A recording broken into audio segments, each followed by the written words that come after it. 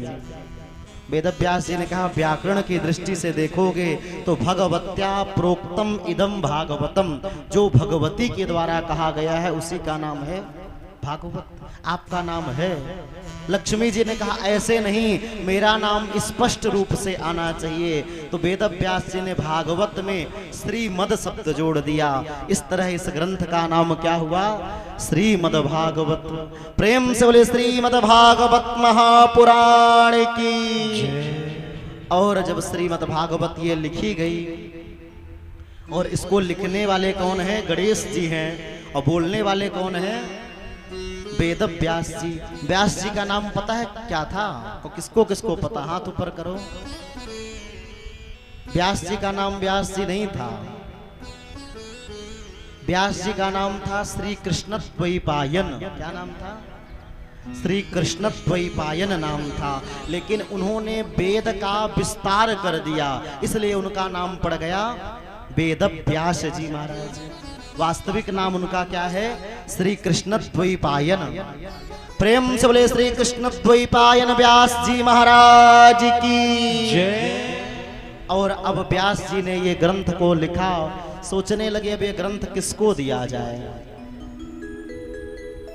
तो देने के लिए उनको अपने बेटे सुखदेव जी की याद आ गई। कह रहे हो जो जन्म लेते ही जंगल चला गया था, अपने 2-4 शिष्यों को 2-4 भागवत के आधे अधूरे श्लोक पढ़ा करके भेज दिए और कहे जाओ इसका गान करो।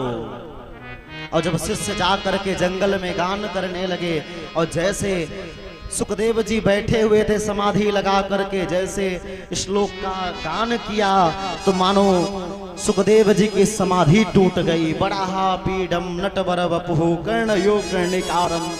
कोई कितना सुंदर है, वर अर्थात श्रेष्ठ, वरों में भी जो श्रेष्ठ है ऐसा कन्हैया। नटवर वपुः कर्णयो कर्णिकारम, जो ऐसा नृत्य करता है कि जिसके सामने नटवर भी फीके हैं, नाचने वाले भी फीके। श्लोक को सुने सुखदेव जी ने, और तुरंत ही उनकी समाधि टूट गई। सोचे कोई इतना सुंदर हो सकता है। तब तक में दूसरे शिष्य ने श्लोक बोल दिया।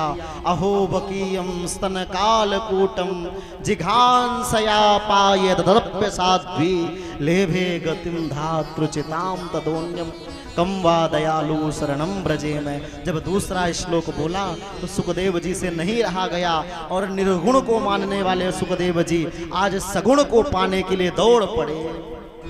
गए पिताजी के पास, भागवत की कथा का अध्ययन किया। और ये जो कथा है तो वेद व्यास जी ने श्री सुखदेव जी भगवान को श्रवण कराया। प्रेम से बोले सुखदेव भगवान की जय। और सुखदेव जी तो ऐसे हैं ना कि मानो वो दिखते तो 16 वर्ष के हैं लेकिन हैं 8 वर्ष के, ऐसा लगता है। उनकी उम्र का पता लगाना मुश्किल है। सुखदेव जी जन्म लेते ही जंगल की ओर चले, और शरीर पर कोई कपड़ा भी नहीं है, अभी जनेऊ संस्कार भी नहीं हुआ है, और एकदम कोई कपड़ा नहीं पहने हैं। लोग सोचते नंगा बाबा है, नंगा बाबा है, पत्थर मारते सुखदेव जी को। लेकिन जब जा रहे थे, जाते जाते अचानक से ऐसे तपस्वी थे सुखदेव जी कि वो आगे आगे चल रहे हैं, पीछे पीछे उनके पिता दौड़ रहे हैं व्यास जी। तो एक सरोवर था, सरोवर में कुछ माताएं जो हैं तो स्नान कर रही थी। तो स्नान कर रही थी तो माताएं स्नान करती रह गईं। पीछे से वेद व्यास जी आए और संत आए। उनको देखकर माताओं ने कपड़े पहनना शुरू कर दिया, कपड़े से शरीर को ढकने लगी। वेद व्यास जी ने कहा अरे अभी अभी मेरा बेटा गया है, 16 साल का युवा बेटा गया, उसको देखकर तुमने कपड़े नहीं पहने, हमको देखकर के बूढ़े को देखकर कपड़े पहन रही हो। तो माता ने क्या कहा? कहा तुम्हारा जो वो जो बेटा है ना सुखदेव, उसको तो ये भी नहीं पता है कि कौन स्त्री है कौन पुरुष है, उसे स्त्री पुरुष में भेद भी नहीं पता। वो तो पारमहंस है, वो तो शरीर से उठा हुआ है, उसे ये भी नहीं पता है कि कौन स्त्री है कौन पुरुष है। ऐसे सुखदेव जी महाराज, शरीर पर कोई वस्त्र भी नहीं है, सर पर चोटी में ग्रंथि भी नहीं लगी हुई है। सुखदेव जी कहते हैं ग्रंथियां ही हमारे बंधन का कारण है। जब हम जन्म लेते हैं ना तो पहली ग्रंथि लग जाती है। माँ के गर्भ में रहते हैं ना तो ग्रंथियों से भरे रहते हैं, और एक ग्रंथि जो नाल की ग्रंथि होती है उसे काट करके हमें बाहर किया जाता है, तो पहली ग्रंथि। और जब जन्म लिए धीरे धीरे बड़े हो गए, हमारा चौल के शांत हो गया, मुंडन संस्कार हुआ, चोटी रखे तो चोटी में दूसरी ग्रंथि लगा दी जाती कि गांठ लगा लो। थोड़ा और बड़े हुए तो लगोट पहनने लगे तो लगोट की तीसरी ग्रंथि हो गई। थोड़ा और बड़े हुए और जब जनेऊ पहनने लगे तो जनेऊ की चौथी ग्रंथि हो गई। थोड़ा और बड़े हुए, विवाह हुआ तो विवाह होने पर एक क्या बोलते हैं उसको, गांठ जोड़ देते हैं, जो हमारे यजमान जी संतोष जी जोड़े हैं, तो ये पांचवी ग्रंथि हो गई।